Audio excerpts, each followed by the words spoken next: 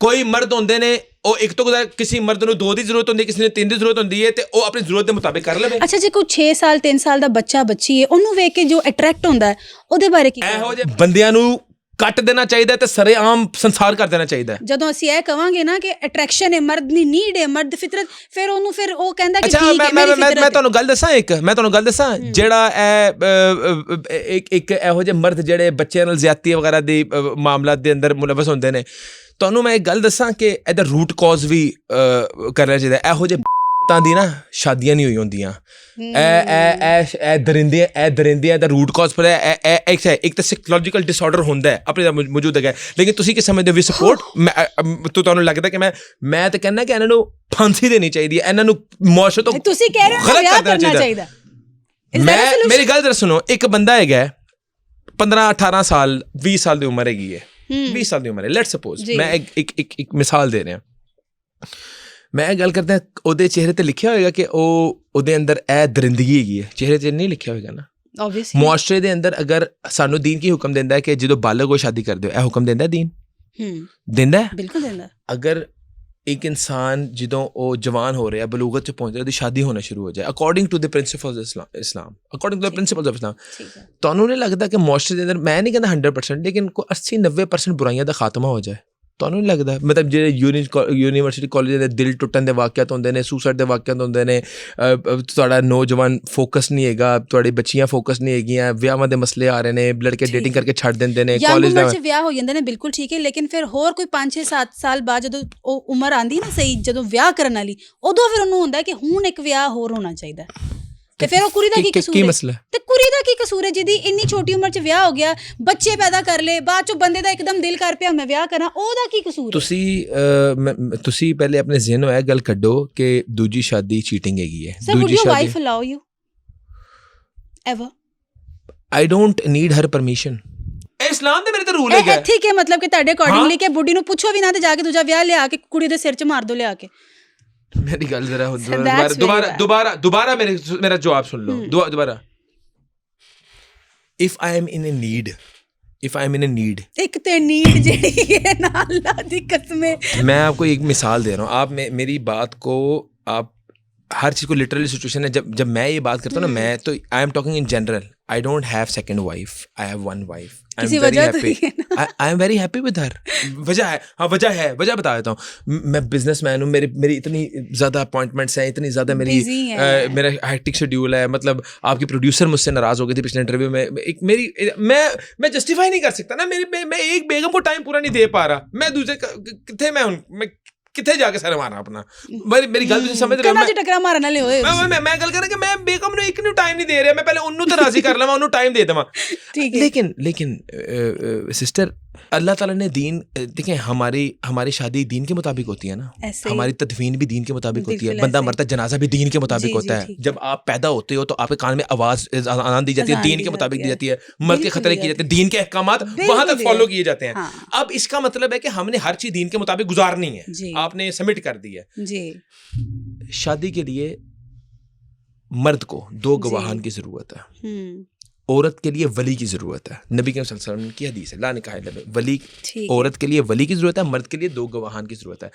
اسلام میں, دین میں, قرآن میں, حدیث میں کہیں یہ لکھا کہ بیگم کی اجازت کی ضرورت ہے. اگر آپ کے توجہ کوئی بندہ مجھے کہے کہ بیگم کی اجازت کی ضرورت ہے, میں اپنی اصلاح کر لوں گا. آن کیمرہ یہ بات کر رہا ہوں, آپ مجھے ایتھیکل نہ درس دیں. لیکن میں درس نہیں دے رہی, میں انج دس رہی کہ تسی اپنی بوڑھی نال نہیں زندگی گزاری 10 سال 12 سال, تو میں اگلے 50 سال بھی گزارنے تیار ہوں. نہیں, لیکن جدوں ویاہ کرن جاؤ گے ایک دل چ چھوٹی جی خلش, چھوٹا دا تھاٹ بھی نہیں آئے گا کہ یار انہوں پوچھنا ہونا, ڈسکس کرنا, یا انہوں کی محسوس ہوئے گا.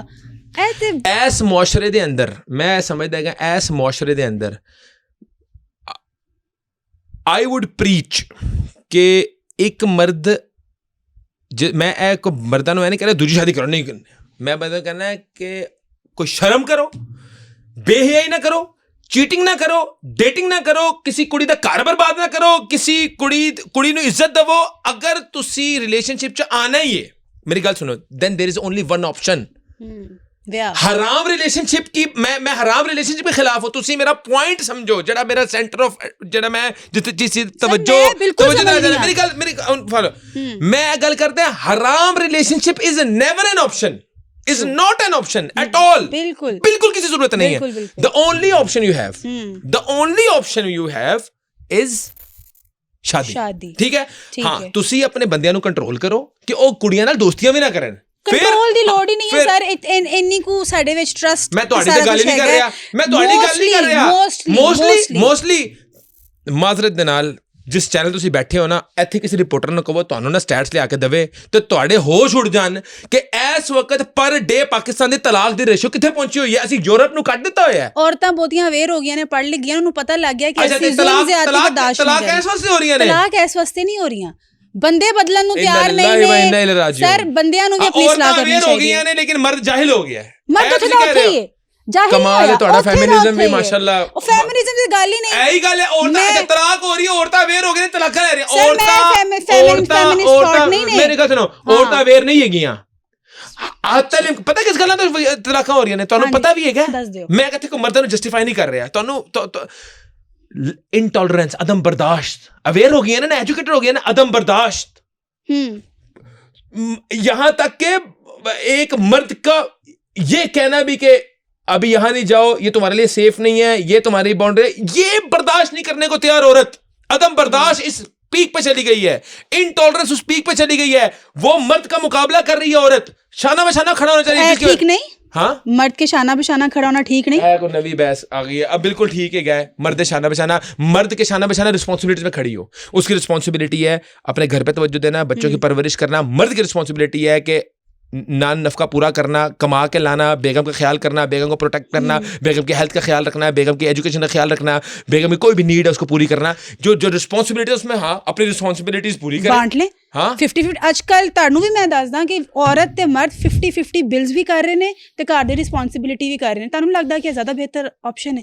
ਮਰਦ ਦੀ ਵੀ ਥੋੜੀ ਟਿਪਕਲੀ ਆ ਜਾਣਾ ਘਰ ਦੇ ਤੇ ਚੀਕਾਂ ਮਾਰਨਾ ਸ਼ੁਰੂ ਕਰ ਦਿੰਦੀ ਹੈ ਕੁੜੀ, ਤੇ ਤੁਸੀਂ ਕਹਿ ਰਹੇ ਹੋ ਸ਼ਾਨਾ ਬਸ਼ਾਨਾ ਖੜੀ ਹੋ. ਖੁਦਾ ਦੇ ਨਾਲ اللہ تعالیٰ نے مرد کو کچھ چیزوں میں سپیریئر کیے ہے اور اس چیز کو ایکسیپٹ کریں. یہی وہ مائنڈ سیٹ ہے کہ ہم مقابلہ کریں گے, ہم ڈومیننس. مقابلہ نہیں سر, آپ میری بات سنیں, سربراہ میری بات سنیں. پوری کائنات کا نظام جو چل رہا ہے نا وہ ایک ڈومیننس کے اوپر چل رہا ہے. میری بات سنیں, گھر کا سربراہ, گھر کا لیڈر تسلیم کرنا پڑے گا آپ کو مرد کو. اور جب آپ اس کی لیڈرشپ کو, اس کی سربراہت, اس کے سربراہ ہونے کو چیلنج کرتے ہیں نا, وہاں سے ڈسٹرکشن شروع ہوتی ہے. ਤੁਸੀਂ ਕਹਿੰਦੇ ਹੋ ਕਿ ਮਰਦ ਸਭ ਤੋਂ ਜ਼ਿਆਦਾ ਮਜ਼ਲੂਮ ਹੈ ਅੱਜ ਦੇ ਦੌਰ 'ਚ, ਵਾਕਈ ਸੱਚ ਹੈ? ਮੈਂ ਕਿਦੋਂ ਕਿਹਾ? ਤੁਸੀਂ ਕਿਹਾ ਹੈ ਗੱਲ ਆਪਣੇ ਇੱਕ ਸ਼ੋਅ ਦੇ ਵਿੱਚ ਕਿ ਸਭ ਤੋਂ ਜ਼ਿਆਦਾ ਮਜ਼ਲੂਮ ਮਰਦ ਹੈ. ਇਨ ਜਨਰਲ ਤੁਸੀਂ ਕਿਹਾ ਸੀ ਕਿ ਮਜ਼ਲੂਮ ਹੈ, ਉਹਦੇ ਉੱਤੇ ਫਲਾਣੀ ਰਿਸਪੌਂਸਿਬਿਲਿਟੀ, ਉਹ ਇੰਜ ਕਰਦਾ ਹੈ. ਨਹੀਂ ਹੈ ਤੇ ਕਿਉਂ ਹੈ? ਤੁਹਾਨੂੰ ਲੱਗਦਾ ਕਿ ਉਹਨੇ ਆਪਣੇ ਸਿਰ ਤੇ ਆਪ ਪਾਈ ਹੋਈ ਹੈ? ਇਹ ਰਿਸਪੌਂਸਿਬਿਲਿਟੀ ਇਸਲਾਮ ਨੇ ਡਾਲੀ ਹੈ. ਅਗਰ ਆਪਣੀ ਘਰ ਦੀਆਂ ਭੈਣਾਂ ਨੂੰ, ਇੱਕ ਬੰਦਾ 5 ਭੈਣਾਂ ਦਾ ਵਿਆਹ ਕਰਦਾ, ਇੱਕ ਬੰਦਾ, ਤੇ ਉਹ ਆਪਣੀ ਭੈਣਾਂ ਨੂੰ ਜੇ ਪੜ੍ਹਾਏ, ਉਹ ਵੀ ਕਮਾਨ, ਸਾਰਾ ਕੁਝ ਰਲ ਕੇ ਸਿਸਟਮ ਚਲਾਉਣ, ਤਾਂ ਲੱਗਦਾ ਕਿ ਉਹਦੀ ਵੀ ਵਿਚਾਰੇ ਦੀ ਰਿਸਪੌਂਸਿਬਿਲਿਟੀਆਂ ਹਰ ਚੀਜ਼ ਕਰੇ ਲੇਕਿਨ ਮਰਦ ਦੀ ਹਾਕਮੀਅਤ ਨੂੰ ਚੈਲੰਜ ਨਾ ਕਰੇ. ਹਾਕਮੀਅਤ ਨੂੰ ਕੋਈ ਚੈਲੰਜ ਨਹੀਂ ਕਰਦਾ, ਆਪਣੇ ਰਾਈਟਸ ਮੰਗਦੇ ਨੇ. ਅਸੀਂ ਫਿਰ ਤੇ ਦੋ ਹੱਕਮ ਹੋ ਗਏ ਨਾ ਘਰ ਦੇ. ਆਪਣੇ ਰਾਈਟਸ ਮੰਗਦੀਆਂ ਨੇ ਔਰਤਾਂ. ਕਿਹੜੇ ਰਾਈਟਸ ਨੇ? To study, to work. بالکل کرے, ٹو گیٹ جابس, میں تو کہتا ہوں مرد کی رسپانسبلٹی ہے اس کو ایجوکیٹ کرنا, اور ہم تو اس چیز کے حق میں ہیں کہ لڑکی کو قابل ہونا چاہیے, ایجوکیٹڈ ہونا چاہیے. اور مرد نو ہر وقت ساڈا پروٹیکٹر ہونے دی بھی لوڑ نہیں ہے, جو سمجھدا ہے کہ اسی ہر وقت پروٹیکٹر ہاں عورت دے. ایسا بھی نہیں ہے. کون ہے تہاڈا پروٹیکٹر؟ سر اسی آپ بھی پروٹیکٹ, اسی جو رات نو باہر جانے نا, اسی جنہاں تو نہیں ڈردے, اسی بندیاں تو ہی ڈرنے ہیں. تے بندیاں تو کنے بچانا ہے؟ ਕਿਹਦਾ ਹੁਕਮ ਤੁਹਾਡੇ ਪਰ ਪ੍ਰੋਟੈਕਸ਼ਨ ਹੈ ਤੇ ਨਹੀਂ ਹੈਗਾ? ਤੁਹਾਡੇ ਨਾਲ ਪਿਸਤੌਲਾਂ ਲੈ ਕੇ ਖੜਾ ਹੋਏਗਾ. ਪ੍ਰੋਟੈਕਸ਼ਨ ਦਾ ਮਤਲਬ ਪਤਾ ਕੀ ਹੈ ਮੇਰੀ ਭੈਣ? ਪ੍ਰੋਟੈਕਸ਼ਨ ਦਾ ਮਤਲਬ ਹੈਗਾ ਤੁਹਾਨੂੰ ਕਹਿਣਾ ਕਿ ਤੁਹਾਡੇ ਲਿਬਾਸ ਦਾ ਖਿਆਲ ਰੱਖਣਾ, ਤੁਹਾਡੇ ਅਟਾਇਰ ਦਾ ਖਿਆਲ ਰੱਖਣਾ, ਤੁਹਾਡੇ ਉੱਤੇ ਕਰਫਿਊ ਨਾਫਿਜ਼ ਕਰਨਾ ਕਿ 10 ਵਜੇ ਕੇ ਬਾਅਦ ਘਰ ਸੇ ਬਾਹਰ ਨਾ ਜਾਓ, ਬਾਹਰ ਦਰਿੰਦੇ ਘੂਮ ਰਹੇ ਹੈ. ਔਰ ਦਰਿੰਦੇ ਵੀ ਬੰਦੇ ਹੀ ਨੇ. ਹਾਂ ਅੱਛਾ ਬੰਦੇ ਨੇ, ਤੇ ਉਹਨਾਂ ਕੋਲ ਬਚਾ ਰਿਹਾ ਨਾ ਮਰਦ. ਤੁਸੀਂ ਫਿਰ ਰਿਬੈਲ ਅਗਰ ਕਰ ਦੋਗੇ ਕਿ ਤੂੰ ਕੌਣ ਹੁੰਦਾ ਮੈਨੂੰ ਤੇਰੇ ਨਾਲ, ਤੂੰ ਕੌਣ ਹੁੰਦਾ? ਉਹ ਬੰਦਾ ਜਿਹੜਾ ਆਪ ਬਹੁਤਾ ਦਰਿੰਦਾ ਹੁੰਦਾ ਨਾ ਘਰ, ਉਹਨੀ ਇੱਕ ਬੰਦੀਆਂ ਵੀ ਇਹ ਲਾਂਦਾ. ਤੁਸੀਂ ਜਦੋਂ ਮਰਦ ਦੀ ਹਾਕਮੀਅਤ ਨੂੰ ਚੈਲੰਜ ਕਰਦੇ ਹੋ, ਮਰਦ ਦੀ ਤੁਸੀਂ ਲੀਡਰਸ਼ਿਪ ਨੂੰ ਚੈਲੰਜ ਕਰਦੇ ਹੋ ਘਰ ਦੇ ਅੰਦਰ, ਉੱਥੋਂ ਘਰ ਟੁੱਟਦਾ ਹੈ, ਉੱਥੇ ਫੈਮਿਲੀ ਨਿਜ਼ਾਮ ਪੂਰਾ ਚੈਲੰਜ ਹੁੰਦਾ ਹੈ. ਈਗੋ ਹਰਟ ਹੁੰਦੀ ਹੈ, ਮਰਦ ਦੀ ਈਗੋ ਹਰਟ ਹੁੰਦੀ ਹੈ. ਮਰਦ ਕਿਹਦੇ ਵਾਸਤੇ ਤੁਹਾਨੂੰ ਰੋਕ ਰਿਹਾ ਹੈ? ਤੁਹਾਨੂੰ ਪ੍ਰੋਟੈਕਟ ਕਰਨ ਵਾਸਤੇ. ਬੜੀਆਂ ਗੱਲਾਂ ਨੇ. ਖੈਰ ਮੈਂ ਤੁਸੀਂ ਮੇਰੇ ਗੈਸਟ ਹੋ, ਮੇਰੀ ਗੱਲਾਂ ਬੜੀ ਪਸੰਦ ਆ ਰਹੀਆਂ ਹੋਣਗੀਆਂ. ਤੁਹਾਡੇ ਹਸਬੈਂਡ ਨੂੰ ਬੜੀ ਪਸੰਦ ਆ ਰਹੀਆਂ ਹੋਣਗੀਆਂ ਮੇਰੀ. ਹਾਂ ਠੀਕ ਹੈ, ਫਿਰ ਕੋਈ ਨਵੀਂ ਗੱਲ ਕਰਤੀ ਨਹੀਂ, ਉਹਨਾਂ ਨੂੰ ਮੇਰੀਆਂ ਵੀ ਪਸੰਦ ਆ ਰਹੀਆਂ ਹੋਣਗੀਆਂ. ਮੇਰੀ ਵੀ ਪਸੰਦ ਆ, ਸਾਡਾ ਵੀ ਕਿਸੇ ਗੱਲ ਤੋਂ ਹੀ ਵਿਆਹ ਹੋਇਆ ਹੈ. ਅੱਲਾਹ ਤਾਲਾ ਤੁਹਾਨੂੰ ਸਲਾਮਤ ਰੱਖੇ, ਤੁਹਾਨੂੰ ਖੁਸ਼ੋ ਖੁਰਮ ਰੱਖੇ. ਅਲਬੱਤਾ ਮਾਮਲਾ ਹੈਗਾ ਕਿ ਅੱਲਾਹ ਮੇਰੀ ਇਸਲਾਹ ਕਰੇ, ਇਹੀ ਕਹਿਣਾ ਤੁਸੀਂ. ਅੱਲਾਹ ਤਾਲਾ ਤੁਹਾਡੀ ਵੀ ਇਸਲਾਹ ਕਰੇ, ਤੁਹਾਨੂੰ ਹਦਾਇਤ ਵੀ ਦੇ, ਮੇਰੀ ਵੀ ਕਰੇ, ਮੇਰੀ ਵੀ ਕਰੇ. ਖੈਰ ਕੋਈ ਵੀ ਕਹਾ ਸੁਣੀ ਮਾਫ ਸਰ, ਸ਼ੋਅ ਦਾ ਤੁਸੀਂ ਵੀ, ਤੁਹਾਡੀ ਵੀ ਫਲੈਟ ਹੈ, ਤੁਸੀਂ ਇਸਲਾਮਾਬਾਦ ਤੁਹਾਡਾ ਸ਼ੋਅ ਹਿੱਟ ਹੋ ਗਿਆ ਲੇਕਿਨ, ਹੈ ਤੁਹਾਡਾ ਸ਼ੋਅ ਹਿੱਟ ਹੋ ਗਿਆ ਲੇਕਿਨ ਸਰ। ਉਹ ਤੇ ਮੈਂ ਜ਼ਰਾ ਆਪਣੀ ਭੈਣਾਂ ਵਾਸਤੇ ਦੇ ਵੱਲੋਂ ਕੋਈ ਗੱਲ ਕੀਤੀ, ਹਾਲਾਂਕਿ ਕਾਫੀ ਭੈਣਾਂ ਨੇ ਮੇਰੇ ਅਗੇਂਸਟ ਵੀ ਹੋ ਜਾਣਾ, ਲੇਕਿਨ ਸਮਝੋ ਤੁਹਾਡੇ ਹੀ ਹੱਕ ਦੀਆਂ ਗੱਲਾਂ ਨੇ। ਮੇਰੀ ਬਹਿਨੋ ਇਹਨਾਂ ਦੀ ਗੱਲ ਬਿਲਕੁਲ ਨਾ ਮੰਨਣਾ, ਵੱਲਾ ਤੁਹਾਨੂੰ ਗੁਮਰਾਹੀ ਦੇ ਰਾਸਤੇ 'ਚ ਪਾ ਕੇ ਆਇਆ, ਤੁਹਾਡਾ ਘਰ ਤੋੜਵਾ ਦੇਣਾ। ਮੇਰੀਆਂ ਜਿਹੜੀਆਂ ਭੈਣਾਂ ਨੇ ਸਮਝਣਾ ਨਾ ਸਮਝ ਲਿਆ। ਚਲੋ, ਜਿਹੜਾ ਘਰ ਇਹਨਾਂ ਗੱਲਾਂ ਤੋਂ ਟੁੱਟ ਜਾਵੇ ਉਹ ਕਿਹੜਾ ਘਰ ਹੈ, ਛੱਡੋ ਫਿਰ।